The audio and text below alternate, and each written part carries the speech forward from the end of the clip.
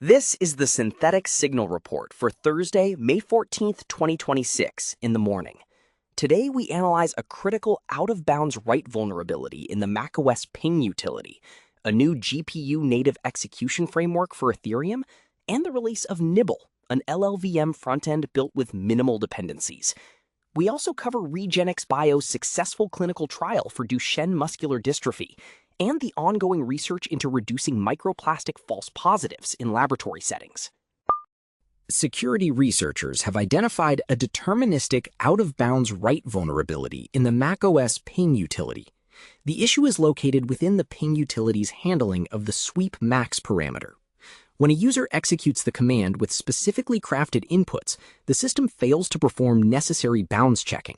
This allows an attacker to write data to memory locations outside the intended buffer. Apple has confirmed the vulnerability. Users should be aware that local execution of this command can lead to privilege escalation or system instability. This serves as a reminder that even foundational command line utilities are subject to memory safety flaws that persist across operating system updates. A new development in the Ethereum ecosystem, the CuEVM, is pushing the boundaries of transaction processing. This framework introduces a GPU-native Ethereum virtual machine designed to execute transactions in parallel. While version 1 established the proof of concept, version 2 aims to leverage massive parallelization for fuzzing and transaction simulation. By offloading execution to GPU hardware, the system can achieve throughput in the millions of transactions per second.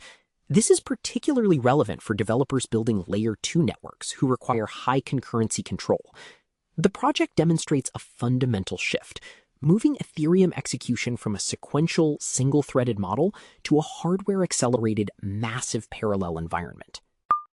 In software development, there is a recurring drive toward reducing complexity and dependencies. A new project named Nibble has surfaced as a single-pass LLVM frontend. It is written in approximately 3,000 lines of C. Notably, it avoids external dependencies, standard memory allocation, and the use of an abstract syntax tree. By bypassing these components, Nibble functions as an educational and experimental tool for understanding compiler construction. While the author notes that the intermediate representation is not perfect, the project highlights how much functionality can be condensed when developers strip away the layers of abstraction standard in modern compiler suites. In the biotechnology sector, REGENXBio has reported success in a clinical trial for an experimental gene therapy targeting Duchenne muscular dystrophy. This result clears the path for a formal submission to the FDA. Simultaneously, researchers are addressing technical challenges in environmental science. A new study focuses on identifying and reducing microplastic false positives that occur during laboratory testing when researchers use dry gloves.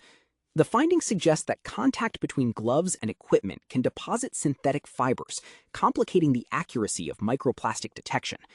These two stories illustrate the dual nature of modern science, one focused on the high-level pursuit of genetic cures, and the other on the painstaking verification of data integrity. Community chatter today is dominated by the tension between platform security and hardware performance.